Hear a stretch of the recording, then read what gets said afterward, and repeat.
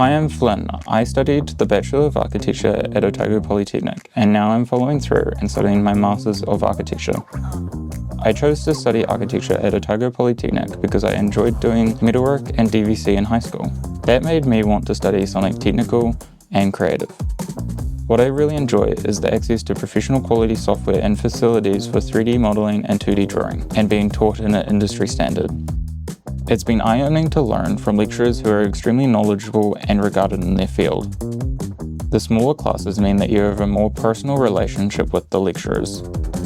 Transitioning into the master's program has pushed me to think more critically in my work and towards model making. This has become a personal favourite part of architectural prototyping.